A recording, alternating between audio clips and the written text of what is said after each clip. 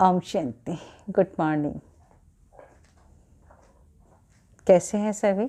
ठीक। चलिए, आज बाबा की वाणी है 22/1/2021 के महावाक्य। सार है मीठे बच्चे, मीठे बच्चे, तुम बाप के पास आए हो रिफ्रेश होने के लिए। किस लिए आए हो? किस लिए आए हो? रिफ्रेश होने के लिए। बाप और वर्षे को सदा याद करो तो सदा रिफ्रेश रहेंगे। क्या करें आप? बाप और वर्षे को याद करो तो सदा रिफ्रेश रहेंगे। बाबा ने आज प्रश्न किया है, समझदार बच्चों की मुख्य निशानी क्या होगी? समझदार बच्चों की मुख्य निशानी क्या होगी? बाबा ने उत्तर दिया, जो समझदार हैं उन्हें अपार खुशी होगी। सब मुस्कुरा गए, इसका मतलब सब समझदार हैं, सब खुश हो रहे हैं। चेक करो अपने आप को, सब खुश हो रहे हैं ना, या कोई उदास बैठे हैं? सब खुश हो रहे हैं, है ना? तो इसका मतलब है सब समझदार हैं, अपार खुशी है। अगर खुशी नहीं तो देखो बाबा क्या बोलेगा, इसलिए उदास मत होना। कोई उदास है वो भी खुश हो जाए, क्योंकि बाबा ने एक बहुत अच्छे से शब्द बोला है, अगर खुश नहीं हो, उदास हो तो माना बुद्धू हो। अभी तो कोई उदास नहीं होगा। है कोई उदास अभी भी? अभी कोई नहीं है, है ना? तो सभी खुशी में झूम रहे हैं, तो बुद्धू नहीं है कोई भी। कैसे हैं सब? कैसे हैं सब? समझदार हैं, राइट? रमणीक हैं सब, कोई उदास नहीं रहेगा। तो समझदार अर्थात पारस बुद्धि बनने वाले हैं। वो दूसरों को भी पारस बुद्धि बनाएंगे। वो खुद पारस बुद्धि बनेंगे, वो दूसरों को पारस बुद्धि बनाएंगे। कौन? जो खुश रहेंगे। और जो उदास रहेंगे वो क्या करेंगे? कौन देगा क्या? आपके पास कोई कुछ लेने आए तो आप क्या दोगे? आपके पास कुछ है ही नहीं, ज्ञान रहता नहीं। हमारी तो ड्रेस में कहीं जेब ही नहीं है, हमने कहीं पैसा कुछ रखा ही नहीं है, नहीं रखा ना, तो हम क्या देंगे? जो हमारे पास आएगा हम ज्ञान प्रतन देंगे, जो हमारे पास आएगा बाबा के महावाक्य सुनाएंगे, और हमारे पास तो कुछ है ही नहीं। तो ऐसे बाबा कहता है कि अगर आप खुश हैं तो उमंग उत्साही की बातें सुनाएंगे। अगर आप दुखी हैं तो ऐसे बैठ जाएंगे, बैठ जाएंगे ना ऐसे, और बस पूछेंगे, कोई पूछेगा, कुछ पूछेगा तो कहेंगे हाँ जी हाँ जी हाँ जी, मतलब उदासी का वाइब्रेशन देते रहेंगे। तो इसलिए बाबा कहता है जो उदासी का वाइब्रेशन देता है वो तो जैसे बुद्धू है, राइट? इसलिए बाबा कहते हैं कि मीठे बच्चे, आप तो अपार खुशी में रहो और दूसरों को भी पारस बुद्धि बनाओ और खुद भी पारस बुद्धि बनो। क्लियर है? रूहानी सर्विस में बिजी रहेंगे, बाप का परिचय देने बिगड़ रह नहीं सकते हैं। आज बाबा ने गीत नहीं दिया, ओम शांति। बाप बैठकर समझाते हैं, ये दादा भी समझते हैं, क्योंकि बाप बैठ दादा द्वारा समझाते हैं। तुम जैसे समझते हो वैसे दादा भी समझता है। जैसे आप समझते दादा भी समझता है। दादा को भगवान नहीं कहा जा सकता। दादा कौन? कौन दादा? लिख के बताओ, कौन दादा? ब्रह्मा बाबा, राइट? बाबा कहते हैं ब्रह्मा बाबा, तो दादा किसको कहते हैं? बाबा ब्रह्मा बाबा को। दादा को भगवान नहीं कहा जा सकता, ये तो भगवान वाचो हैं। बाप मुख्य क्या समझाते हैं कि देही अभिमानी बनो। ये क्यों कहते हैं? क्योंकि अपने को आत्मा समझने से हम पतित पावन परम पिता परमात्मा से पावन बनने वाले हैं। ये बुद्धि में ज्ञान है तो सबको समझाना है, पुकारते भी हैं कि हम पतित हैं। नई दुनिया पावन स्वर्ग, नई दुनिया पावन जरूर ही होगी। नई दुनिया बनाने वाला, स्थापन करने वाला बाप है, तो उनको ही पतित पावन बाबा कहकर बताते हैं। पतित पावन साथ में उनको साथ कहते हैं। बाप को आत्माएं बुलाती हैं, शरीर नहीं बुलाएगा। भगवान को कौन बुलाते हैं? कौन बुलाता है? आत्मा बुलाती है ना, शरीर थोड़ी बुलाता है ना? बाबा ने कहा आत्मा बुलाएगी, शरीर नहीं बुलाता है। हमारी आत्मा का बाप पारलौकिक है, वही पतित पावन है। ये अच्छी रीति याद रहना चाहिए। ये नई दुनिया है, ये पुरानी दुनिया है, ये समझ तो सकते हैं ना। ऐसे भी बुद्धू हैं जो समझते हैं कि हमको सुख अपार है, हम तो जैसे स्वर्ग में बैठे हैं। परंतु ये समझना चाहिए कि कलयुग को कभी स्वर्ग कह नहीं सकते, नाम है ही कलयुग का। पुरानी पति दुनिया है, अंतर है ना। मनुष्य की बुद्धि में ये नहीं बैठता कि बिल्कुल जड़ जड़ीभूत अवस्था है। बच्चे नहीं बैठते हैं तो कहते हैं कि हम तो पत्थर बुद्धि हैं। पापा भी लिखते हैं तुम्हारे गांव निवासी तो बिल्कुल पत्थर बुद्धि हैं, समझते नहीं हैं क्योंकि दूसरों को समझाते नहीं हैं। खुद पारस बुद्धि बनते हैं तो दूसरों को बनाना चाहिए, पुरुषार्थ करना चाहिए। इसमें लज्जा आदि की तो बात नहीं है ना। पापा ने कहा खुद पुरुषार्थ करना चाहिए, इसमें लज्जा आदि की तो कोई बात नहीं है। है कोई बात, लज्जा आदि कोई बात ही नहीं है। परंतु मनुष्यों की बुद्धि में आदर कल्प उल्टे अक्षर पड़े हैं, वो भूलते नहीं हैं। कैसे भुलाएं? भुलवाने की ताकत तो एक बाप के पास है ना। बाप बगैर ये ज्ञान कोई दे नहीं सकता, ये ज्ञान सिर्फ पापा देते हैं। बाप बगैर ये ज्ञान कोई दे नहीं सकता। गोया सब अज्ञानी ठहरे, उनको फिर ज्ञान कहाँ से आए? जब तक ज्ञान का सागर बाप आकर ना सुनावे, तमो प्रधान माना ही अज्ञानी दुनिया। तमो प्रधान माना ही कौन सी दुनिया? अज्ञानी दुनिया। उनको फिर ज्ञान कहाँ से आए? जब सारे तमो प्रधान है, सारे अज्ञानी हैं, फिर ज्ञान कहाँ से आएगा? कहाँ से आए? जब तक ज्ञान सागर बाप ना आए तब तक ज्ञान कोई सुना ही नहीं सकता है। तब तक कोई ज्ञान सुना नहीं सकते हैं। तमो प्रधान माना ही अज्ञानी दुनिया, तो सतो प्रधान माना दैविक दुनिया। फर्क है ना। देवी देवताएं ही पुनर्जन्म लेते हैं, समय भी फिरता रहता है, बुद्धि भी कमजोर हो जाती है। बुद्धि का योग लगाने से जो ताकत मिले, बुद्धि का योग लगाने से जो ताकत मिले वो फिर खलास हो जाती है।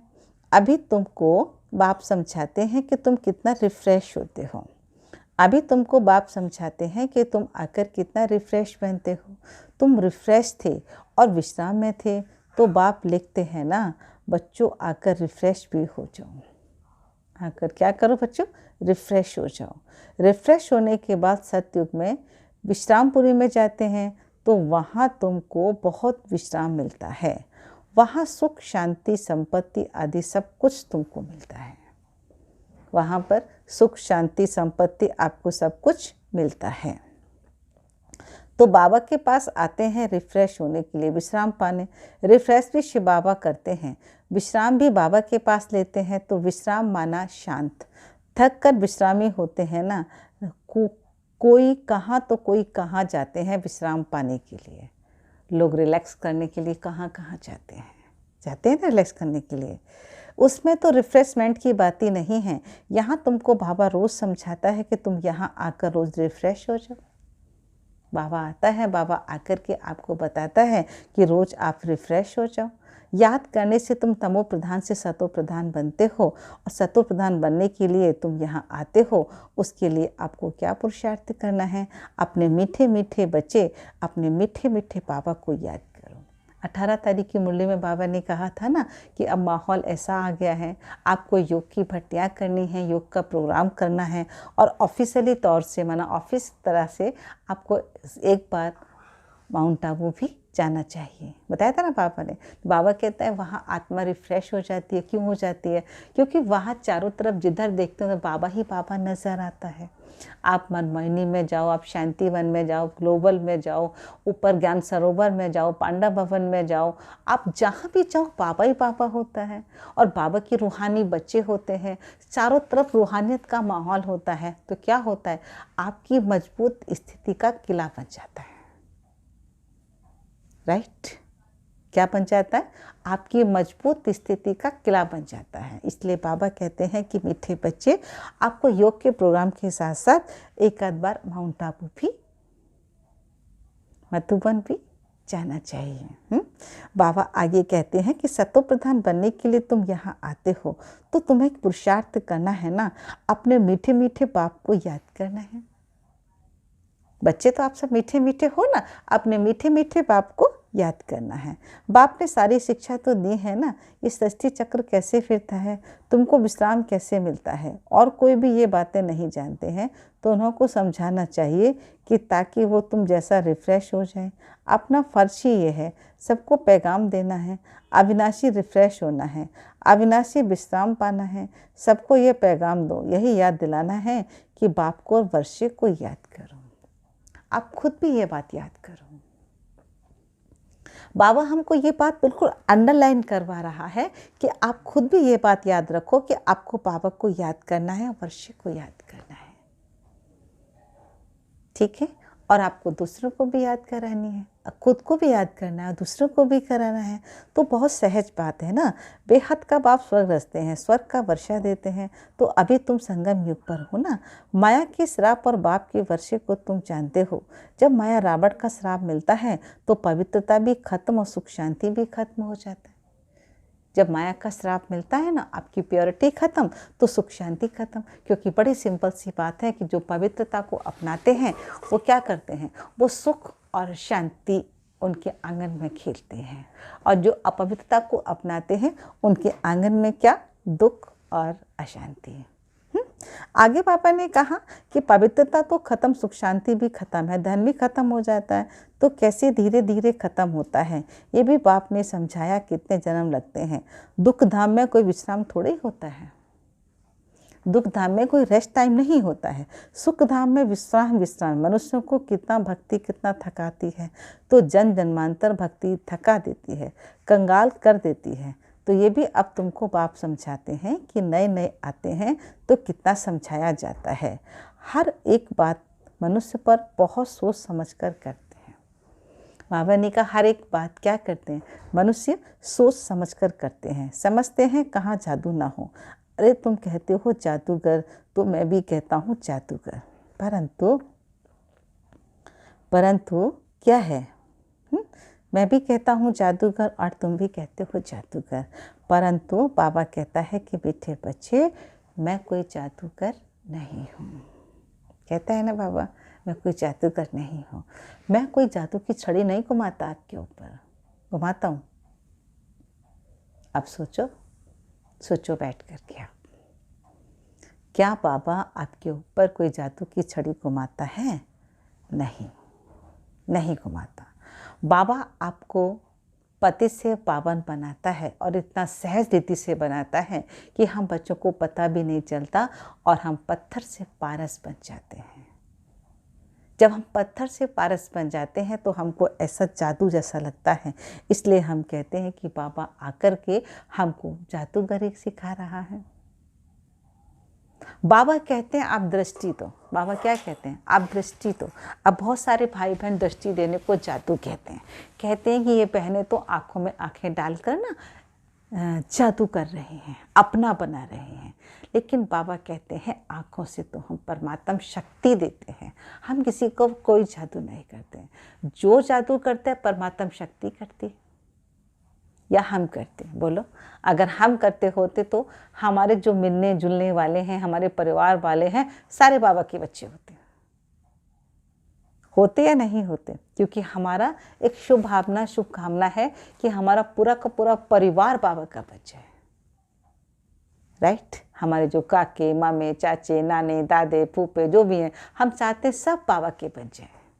लेकिन ऐसा होता तो नहीं है ना, है ना, या होता है?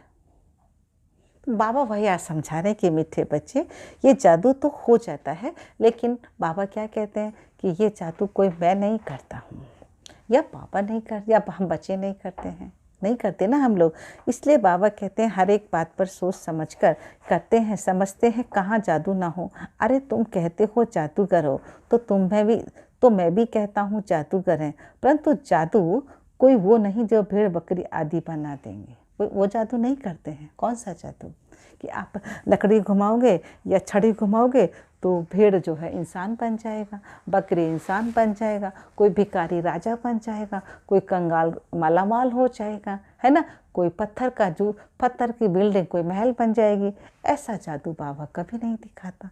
बाबा कहते हैं ये रिद्धि सिद्धि ना मैं करता हूँ और ना मैं आप सब बच्चों को कराता हूँ। बाबा ने कहा तो बुद्धि समझा जाता है। गायन भी है ना कि सुर मंडल के साज हैं से हैं। तो इस समय मनुष्य ऋण मिसल हैं। बाबा ने कहा इस समय मनुष्य कैसे हैं, ऋण मिसल हैं। ये बातें यहाँ के लिए हैं, सत्युग में नहीं गाते हैं। इस समय का गायन है कि चंडिका का कितना बड़ा मेला लगता है। इस समय का जो गायन है आप सब बच्चों का, वो क्या है, चंडिका का कितना बड़ा मेला लगता है। पूछो वो कौन थी। अब चंडिका कौन थी, सोचो सोचो, वो चंडिका कौन थी, है ना। आगे बाबा ने कहा कि ऐसे नहीं, नाम तो होता है, सत्युग में तो सदैव शुभ माना जाता है। हरि नाम श्री हरिश्चंद्र, श्री श्री कृष्ण, श्री श्री कहा जाता है। श्रेष्ठ को, सत्युगी संप्रदाय को श्रेष्ठ कहा जाता है। कलयुगी विशेष संप्रदाय को श्रेष्ठ कैसे कहेंगे,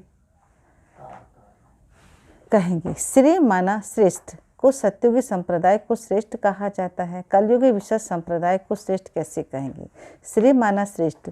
तो अभी के मनुष्य तो श्रेष्ठ है ना। नहीं, गायन भी है कि मनुष्य से देवता किए करत ना लागी वार। बाबा ने कहा मनुष्य से देवता किए करत ना लागी वार। आगे बाबा कहते हैं कि मीठे बच्चे,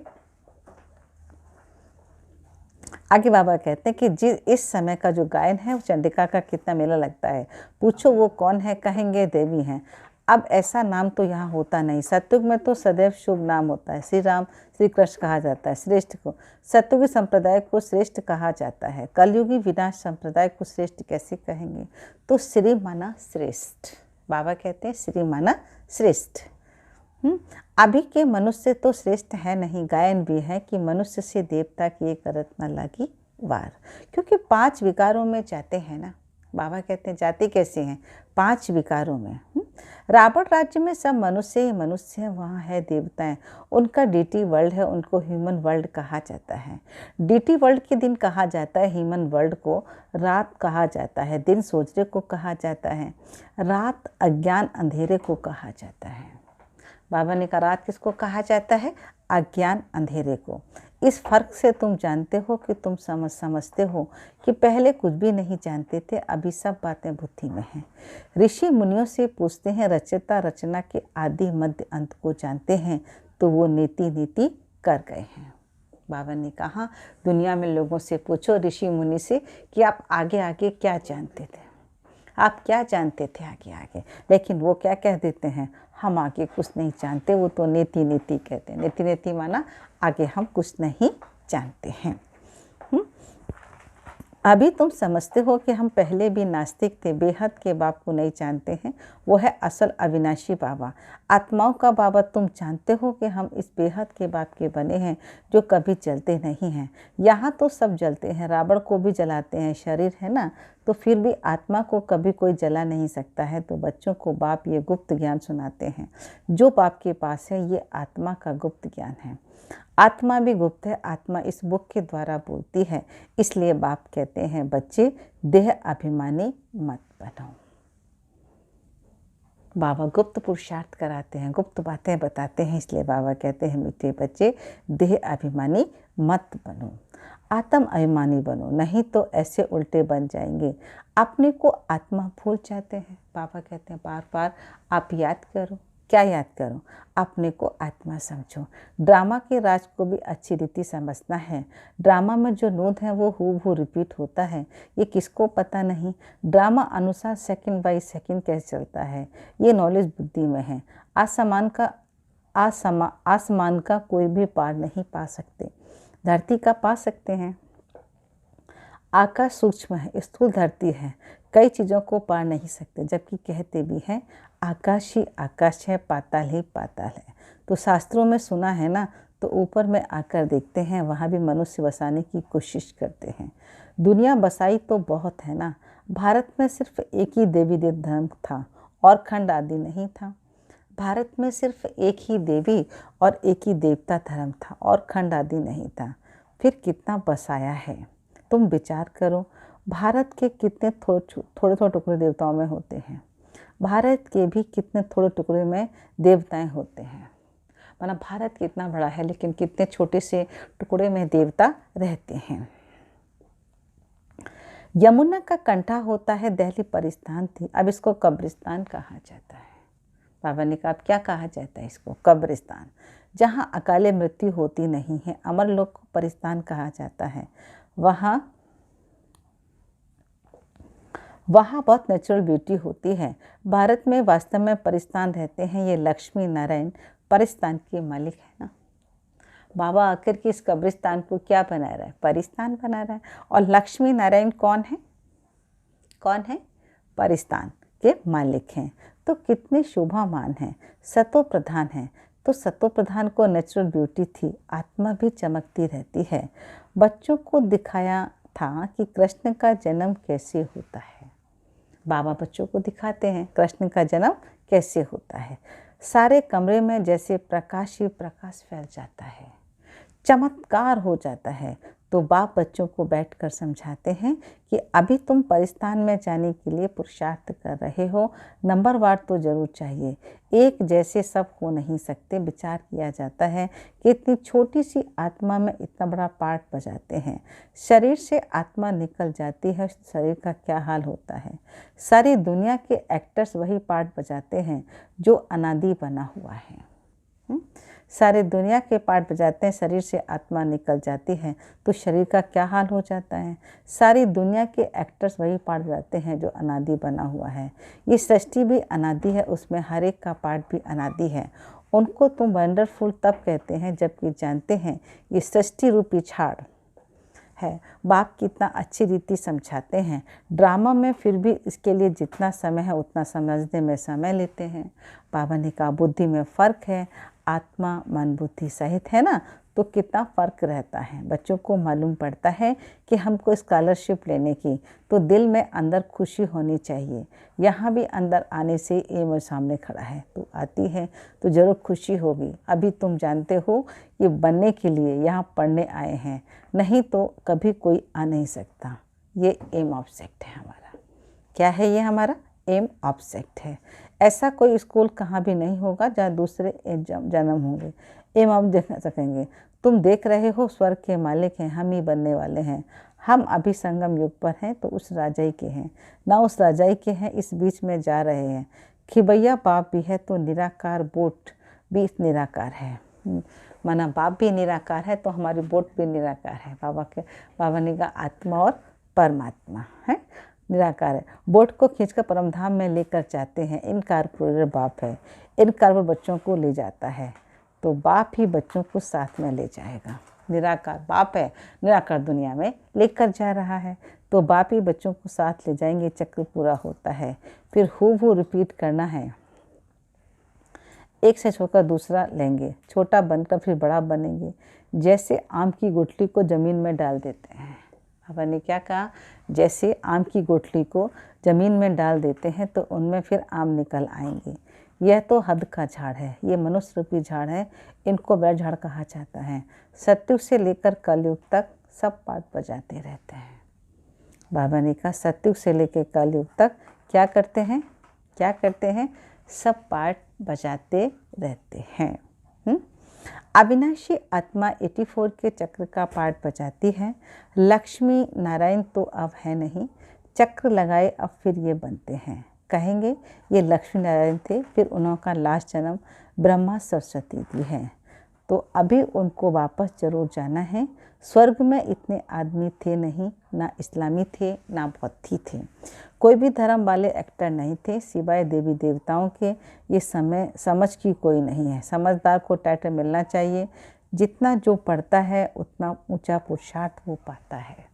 बाबा ने सिंपल सी बात बताई है कि जितना ऊंचा कोई पढ़ता है उतना ऊंचा हुई पुरुषार्थ पाता है। इसलिए बाबा कहते हैं मीठे बच्चे, जैसा बोगे वैसा ही काटोगे। अब आपने बोया नीम का पेड़ तो काटोगे भी नीम। अब आप सोचो कि मैं नीम बोने के बाद मैं आम काट लूँ, हो सकता है? ऐसा नहीं हो सकता ना।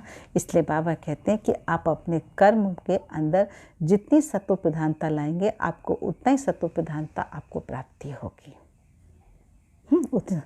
आप वो हद का झाड़ है नहीं है, ये मनुष्य सृष्टि रूपी झाड़ है। इसका वैरायटी झाड़ भी कहा जाता है।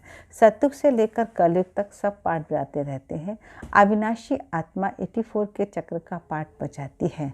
लक्ष्मी नारायण थे सो अब नहीं है, चक्कर लगा के अब ये बनते हैं, कहेंगे पहले ये लक्ष्मी नारायण थे, फिर उनके लास्ट जन्म ब्रह्मा सरस्वती थे, तो अभी सबको वापस जरूर जाना है।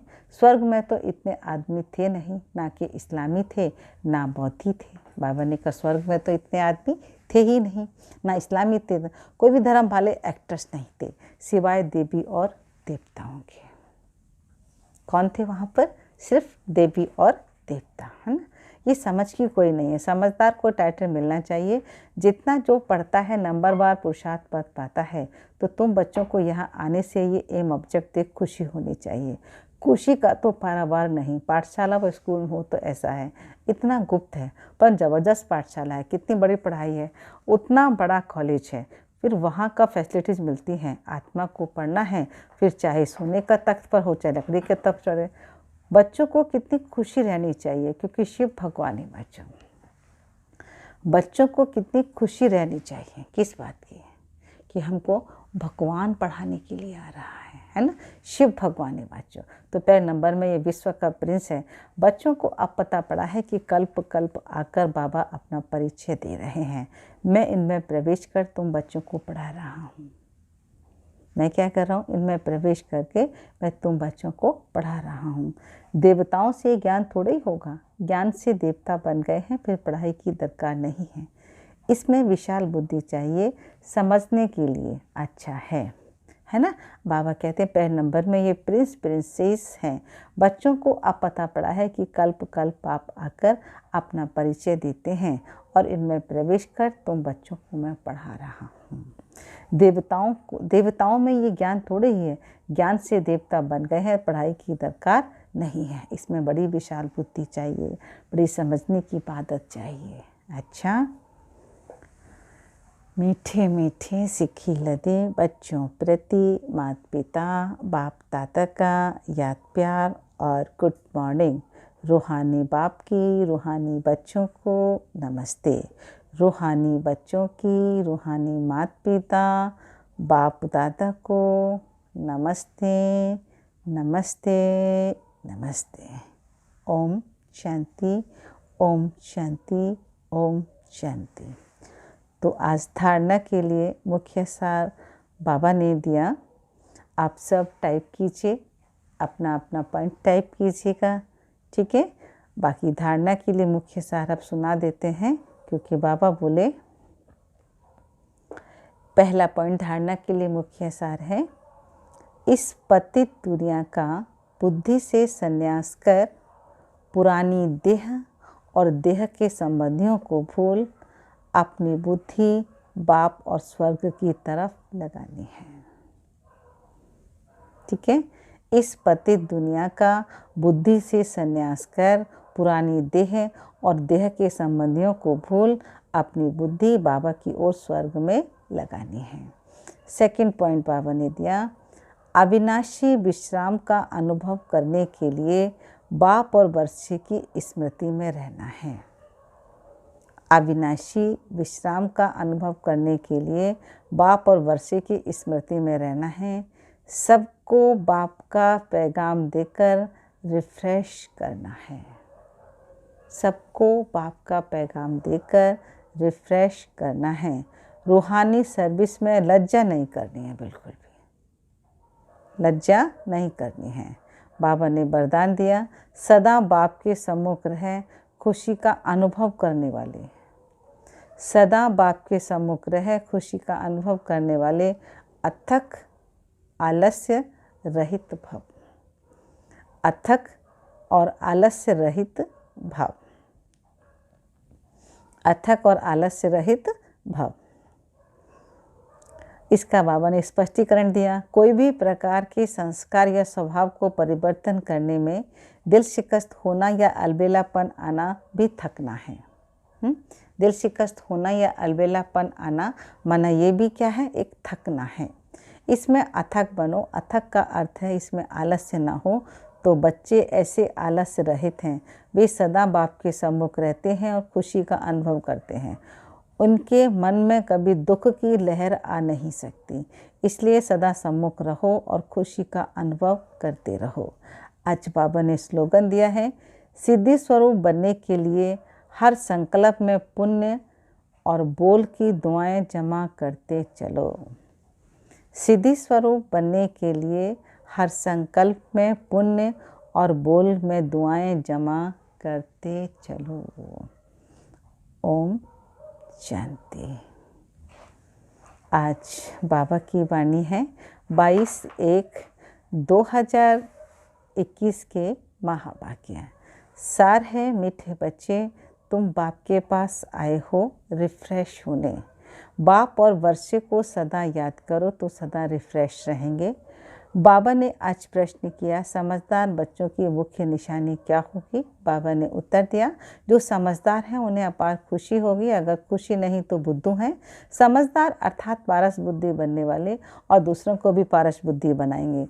रूहानी सर्विस में बिजी रहेंगे तो बाप का परिचय देने बिगड़ रह नहीं सकेंगे। आज बाबा ने गीत नहीं दिया। ओम शांति।